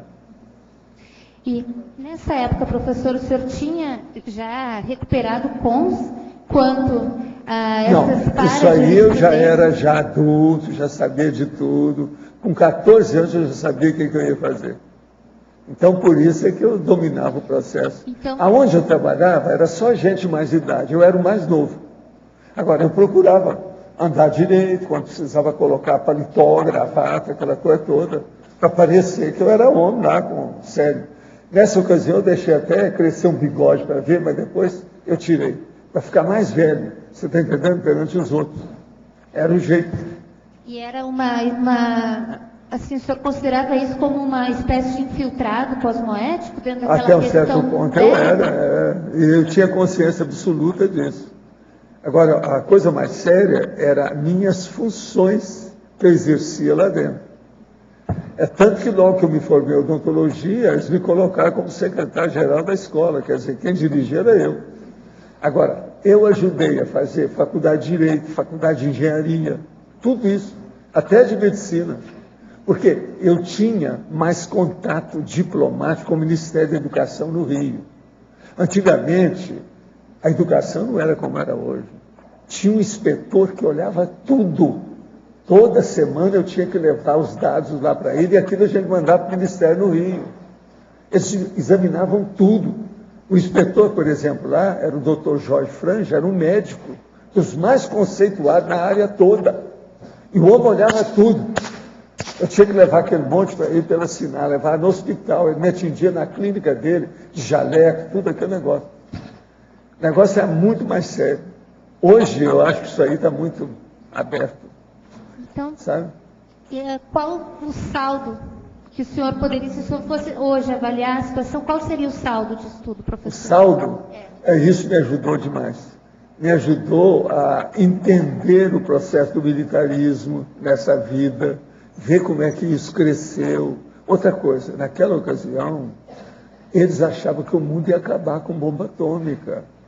Estava todo mundo indo para boate. Foi aí que apareceram as boates no Brasil. Foi aí que começou a aparecer o Rally, todo mundo pulando, dia e noite, era um tal que o mundo vai acabar. Vamos aproveitar enquanto o mundo está aí, porque isso aqui tudo vai embora, por causa da bomba atômica. Isso era um fato. No interior, em muito lugar, as capitais, é só olhar a época. Depois de 45, não foi fácil, durante muitos anos isso aconteceu.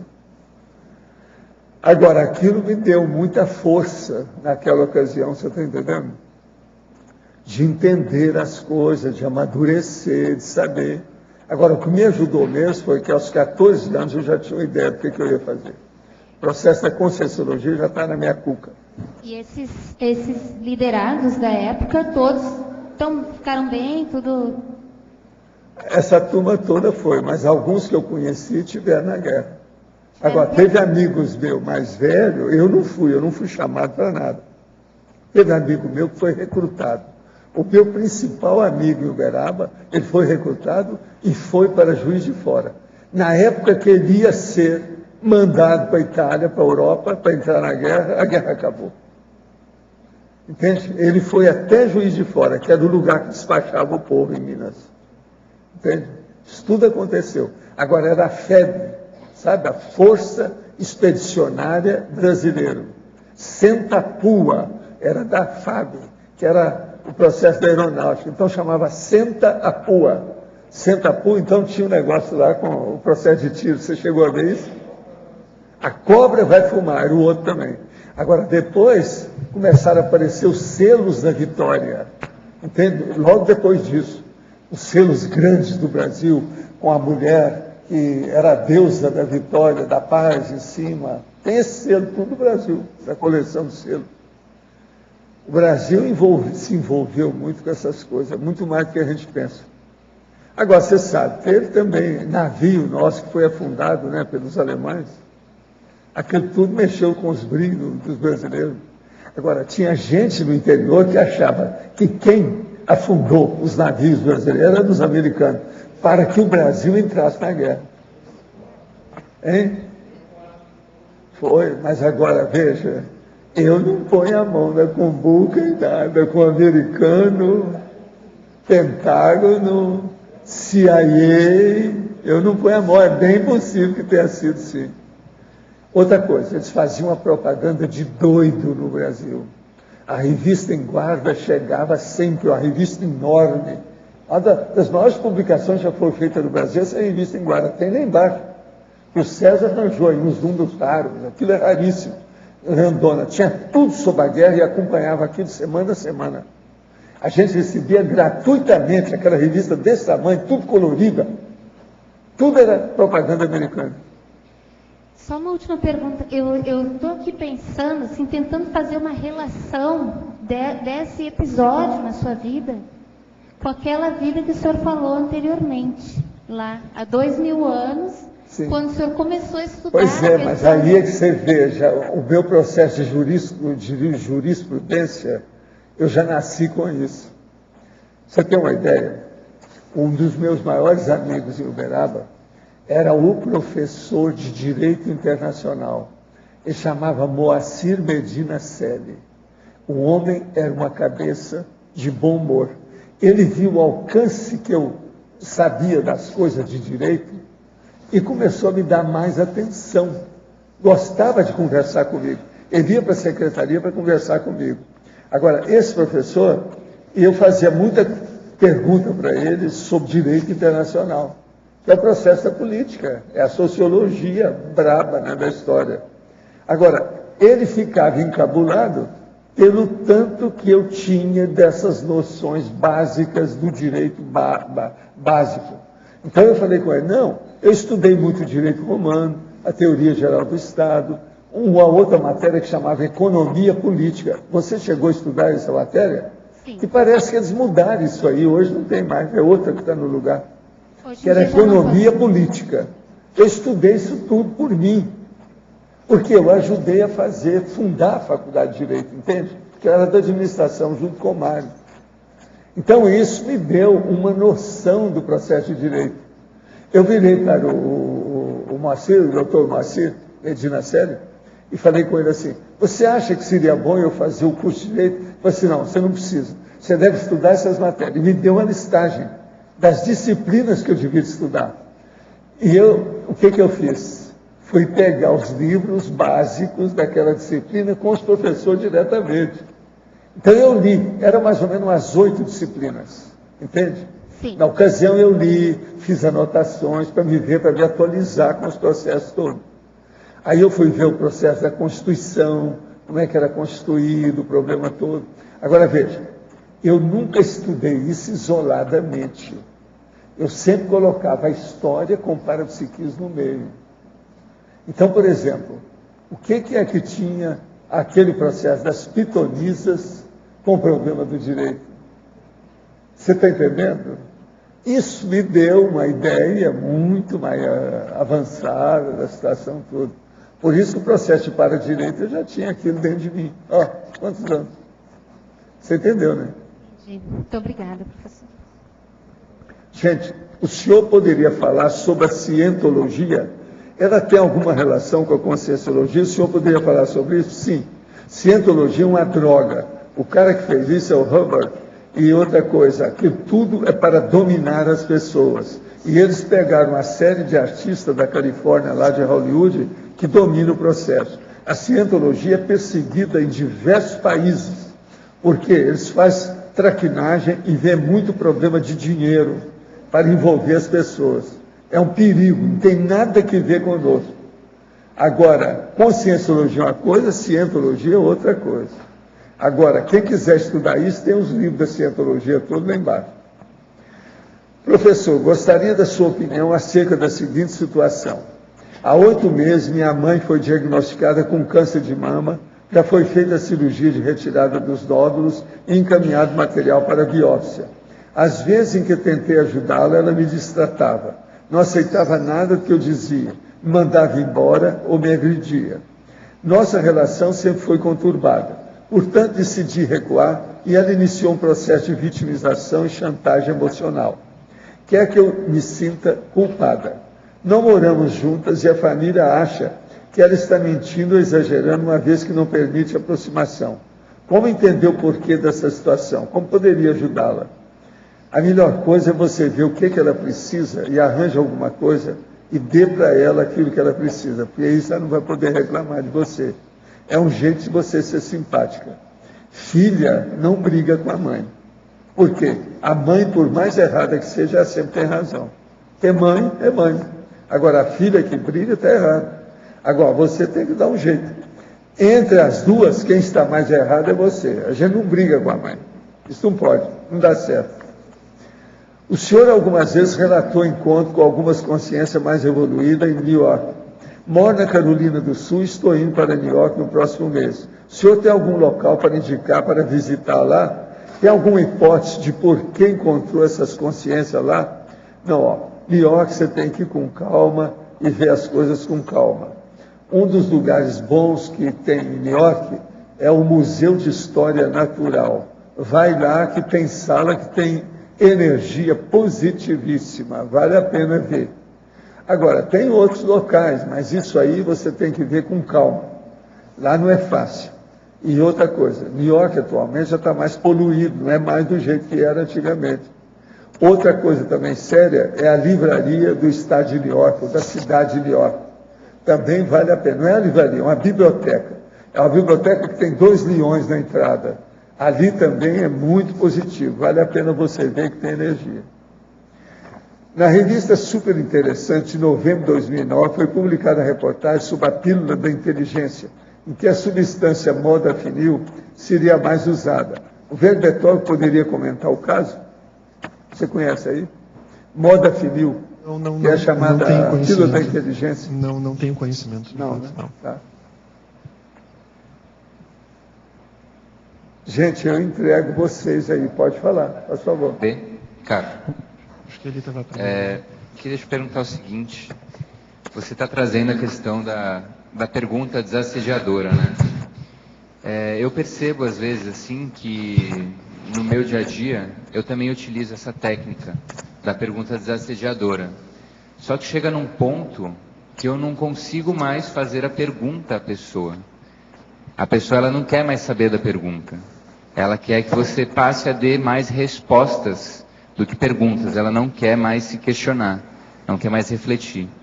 Eu queria saber, assim, dentro da tua casuística, além de médico, mas na tua casuística pessoal, como é que você lida com essa situação quando você sabe que é a pergunta que vai desassediar e não a resposta que a pessoa está pretendendo?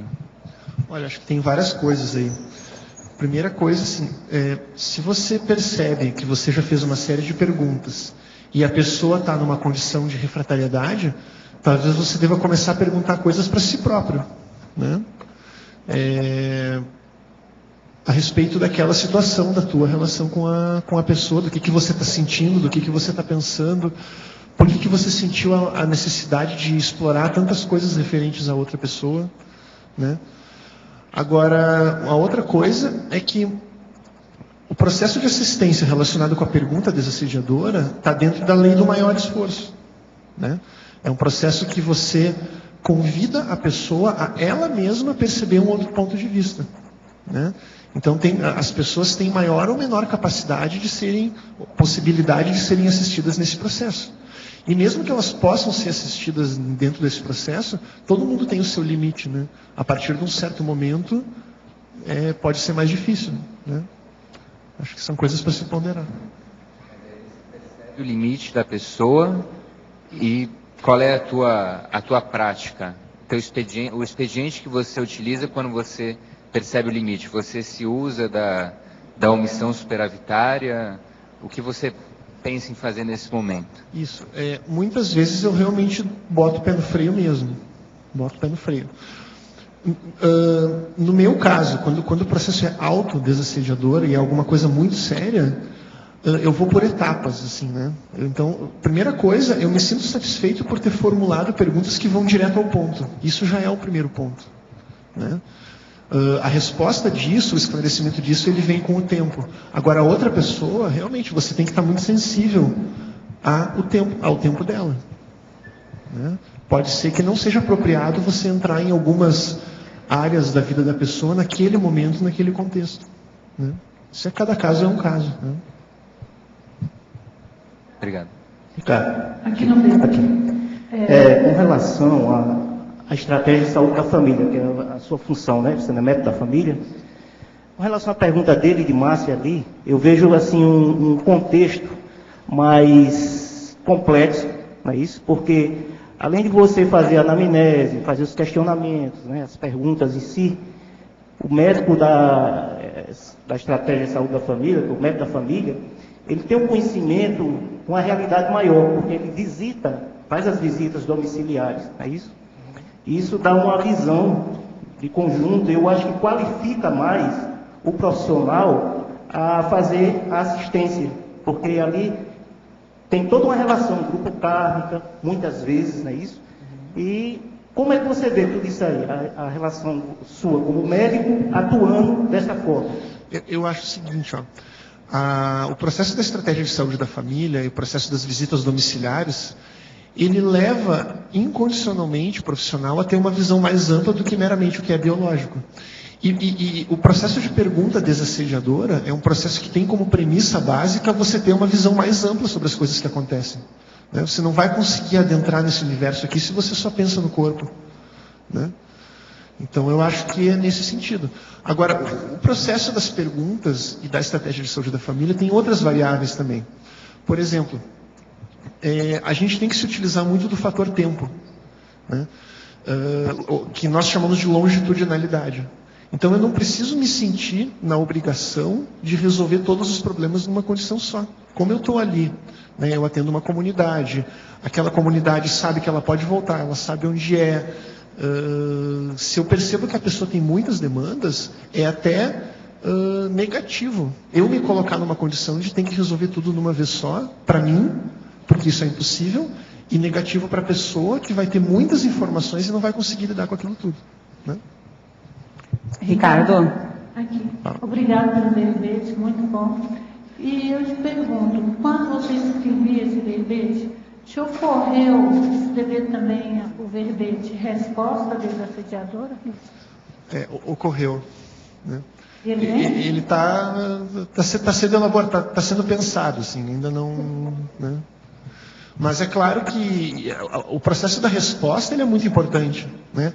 Porque se você se coloca numa condição que você apenas se pergunta, você corre o risco de cair numa condição que o meu irmão já fez um verbete, que é da consciência platônica, né? Que é aquela consciência que vive no mundo das ideias, das questões e da reflexão e sem os pés no chão, né?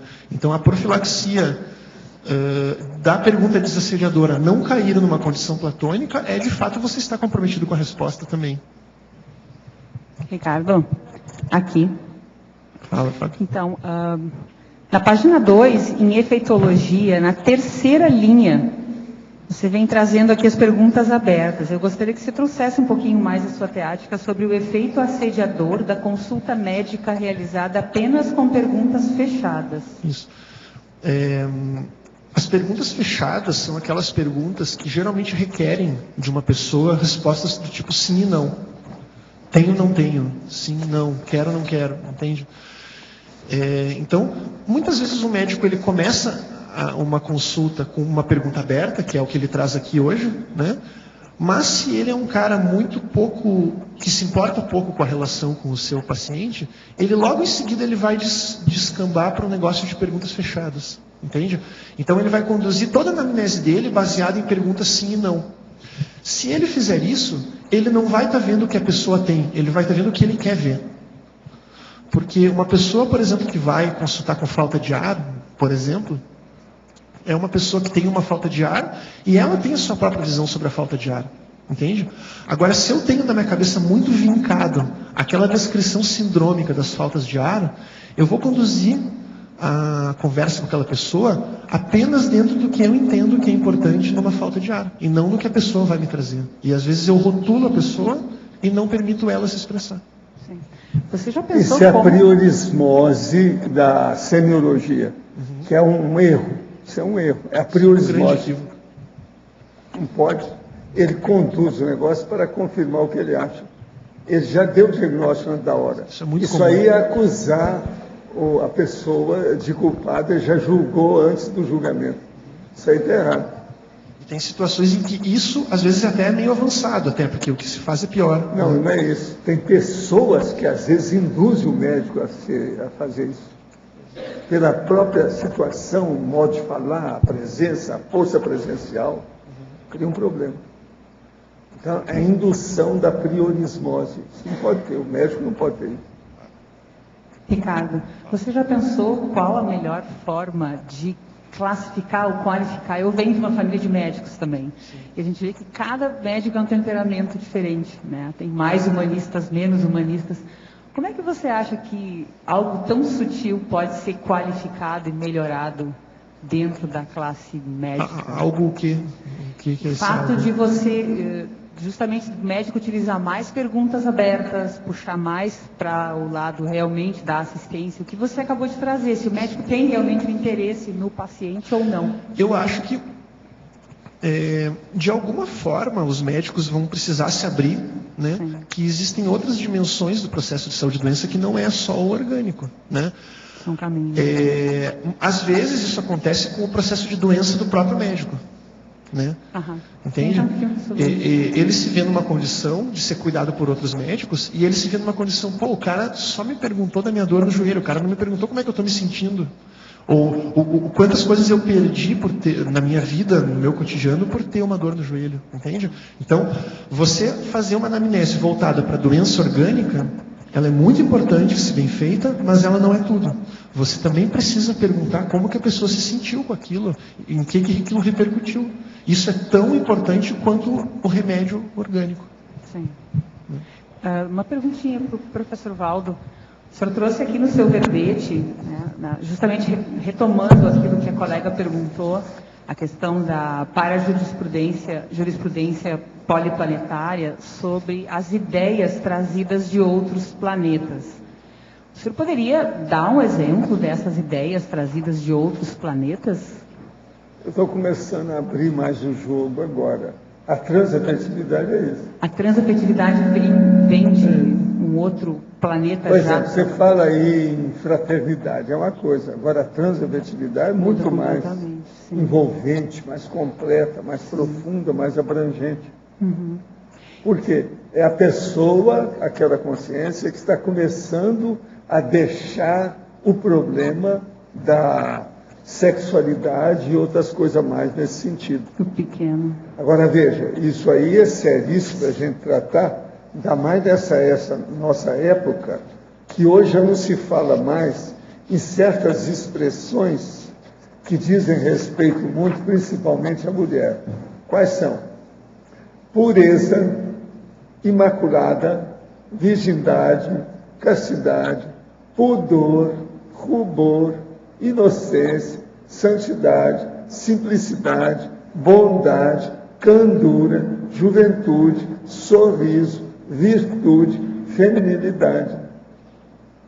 Entende? Essa época, muito disso aqui foi para o espaço. O povo já não fala mais do jeito que era. Na época de mais romantismo, na Belle Époque, se falava demais nessas coisas. Se você for pegar os dicionários, enciclopédia do processo de sabedoria, entende? Eles estão falando nisso, todo mundo, através do sexo, falar nessas coisas, exaltar o processo da mulher. Agora, hoje, a mulher está sendo colocada de tal maneira porque ela está virando macho. Então, o negócio do feminismo está virando machismo. Já tem mulher mais macha do que os machos que eu conheço. Então, o problema todo piorou tudo aí, a situação. E é justamente nessa época que vem as conselhos que estão fazendo isso. Tudo é conselho. Tem gente que não vem aqui há muito tempo. Então ela vem agora e está com a corda toda. Não precisa de ter candura, está entendendo? Ter pudor, a pudicícia, não precisa mais disso. Então, deita e rola aí, é o que está acontecendo. Então, a gente vai notar que já tem, por exemplo, aí o processo da ficação. Ficar com. Então, as meninas estão começando aquele negócio, novinha. Uma noite com um, uma noite com outro, essa semana com um, semana com outro, e por aí vai. Uma vergonha total, a prostituição aberta. Então, há uma liberalidade de costume com uma, vamos dizer, excesso dessas manifestações. E nós agora estamos trazendo um negócio totalmente contrário. Essa que era a pergunta, exatamente. Que é o contrário. Você, então, vamos levar agora para a consciência, para a evolução. Acabou a parte animal. Sim. Eles estão recomeçando o processo proto-reptiliano que eu estava falando aí. Entendeu? Nós agora estamos falando o processo contrário. Agora veja, isso tudo é resultado e fruto da Reurbex. Que é o problema da reurbanização, que está tirando esse povo das cavernas, da baratosfera, das tenebras, sabe como é que é? As trevas da baratosfera, e trazendo esse povo aí. Além do processo da Reurbex, pela aproximação ali do coniúncio, aproximação dos opostos, extremos opostos, isso o senhor está começando a trazer também pelo grupo, pela preparação, porque o grupo já tem estudo? Não, a gente está trazendo o processo mesmo de parapsiquismo, que pode mostrar isso aí, cada multidimensionalidade. Ok. Agora, no dicionário, eu estou colocando tudo que eu tenho. Estou ultrapassando tudo que eu já escrevi, inclusive da enciclopédia de propósito.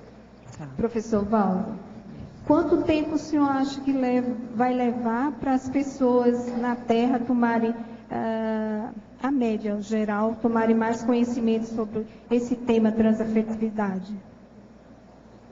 Alguns séculos, né? Eu sou um cara que vim para fazer as coisas devagar. Eu não chego a ser caga, nem jabuti, mas eu ando devagar, porque eu não tenho muita esperança das coisas mudar de uma hora para outra. O que a gente vê na baratosfera não é isso. Agora, eu acho que as coisas aqui ainda vão piorar mais, até 75, por aí. Depois pode ser que a coisa vai começar a declinar. Ricardo. Ascensão e queda da loucura. Ricardo. Professor. Ricardo, uma perguntinha aqui, ó. Que critério que você usa para saber, para medir a assertividade da sua pergunta, se ela é de fato desassediadora ou não, nesse contexto assistente-assistido? Olha, muito da resposta da pessoa no momento, né? É muito interessante, assim, quando você está num processo de interação assistente-assistido, que você está ali investigando, está perscrutando ali, né? Daqui a pouco você faz uma intervenção, você vê que a cara da pessoa muda, né? Que é uma cara de alguém que percebeu alguma coisa que até então não estava ali, né? E então isso é uma forma.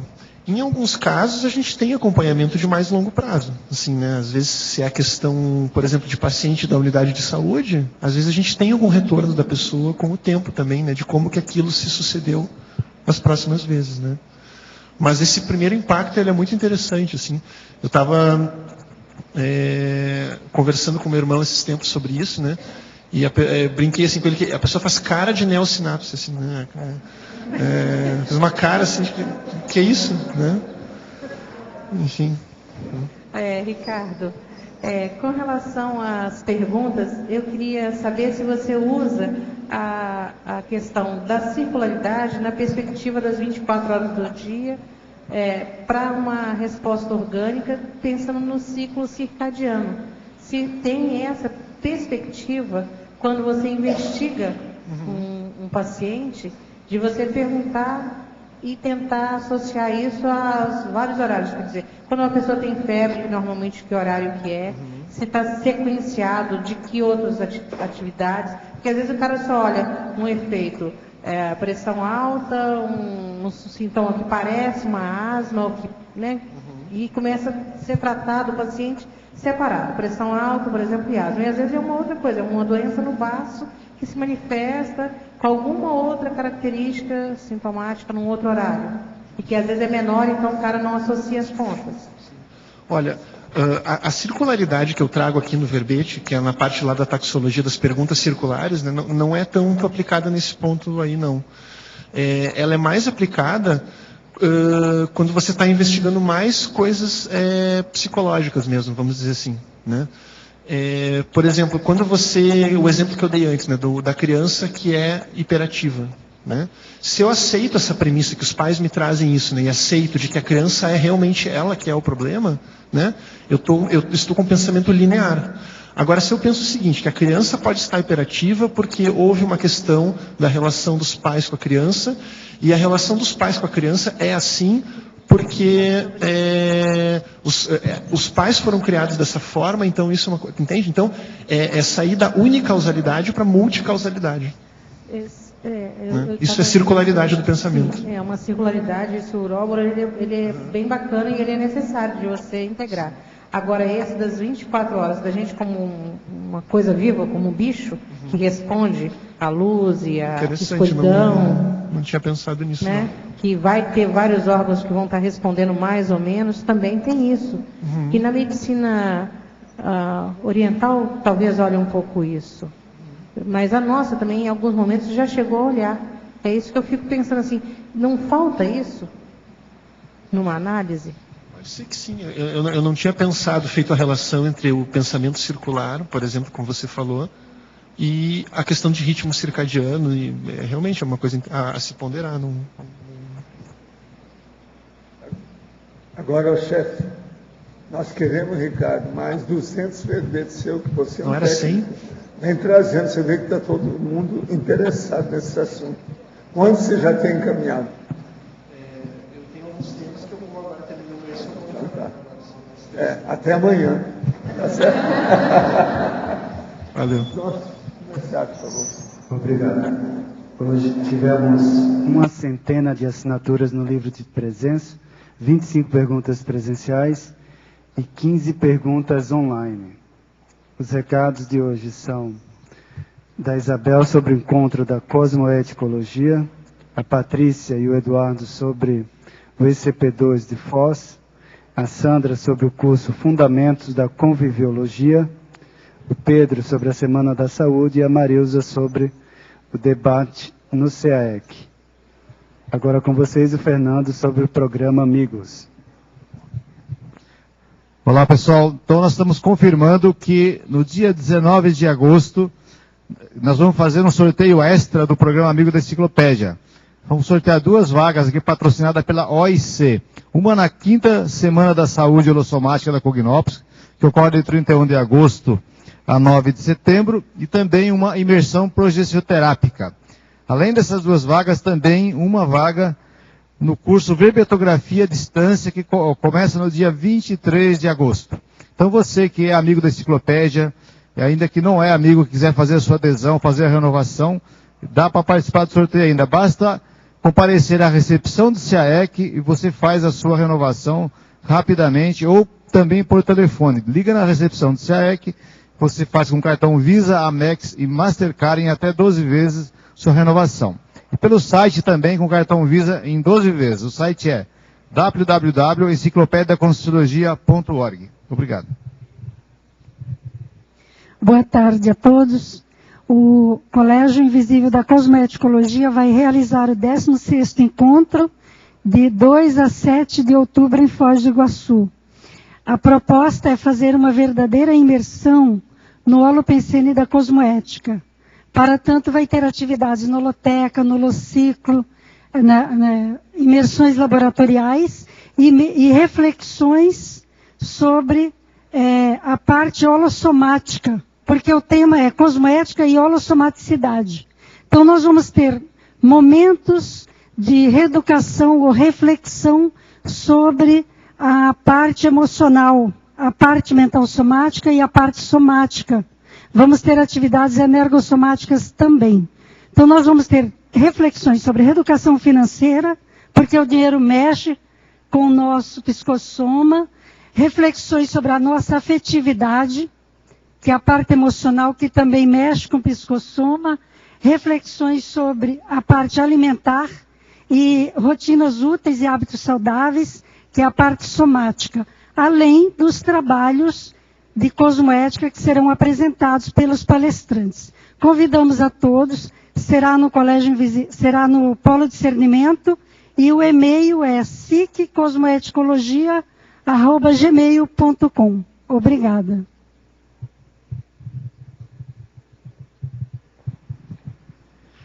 Pessoal, boa tarde. O IPC, em parceria com o CAEC, convida para o curso ECP2. O ECP2 é um curso de imersão, ele ajuda a concretizar as metas escolhidas no ECP1.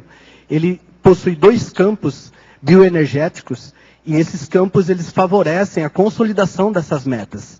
Então, convidamos aí a todos a participar, inclusive nós temos agora em Foz do Iguaçu uma turma agora em setembro, o EPICOM é o professor Moacir Gonçalves, e temos uma condição especial de preço para essa turma de setembro até amanhã. Lembrando, o SCP-2 é aquele curso que favorece a interação técnica com a multidimensionalidade, com a criação de neosinapses, o fortalecimento energético e a ampliação das parapercepções. É muito importante você antecipar a sua participação no curso. No momento que você faz a sua inscrição, você já se acopla com a equipe do curso, já começa a interagir de forma mais forte com a interlúdio, e os amparadores já começam a trabalhar com você de tal forma que no evento mesmo você vai poder assistir com muito mais propriedade. Então nós aguardamos vocês nessa turma com o professor Moacir do dia 21 a 23 de setembro. E os preços promocionais, a tabela está vigorando até amanhã. Certo? E ainda tem a interação com as pessoas, 3 dias de imersão num hotel, isso é muito bom. Aguardamos vocês. Obrigada.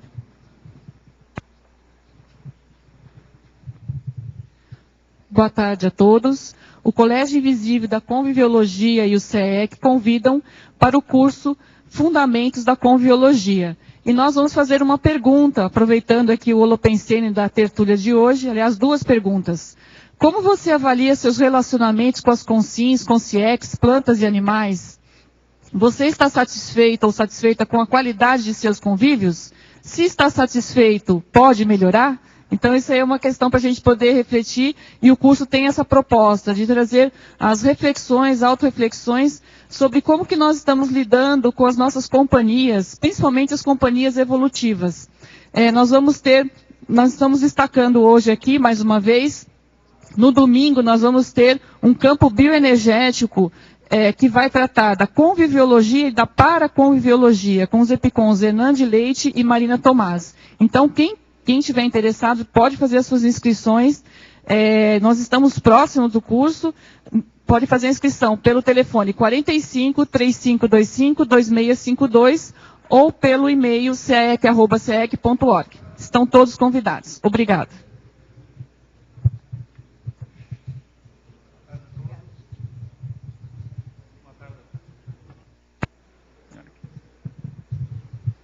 Boa tarde a todos.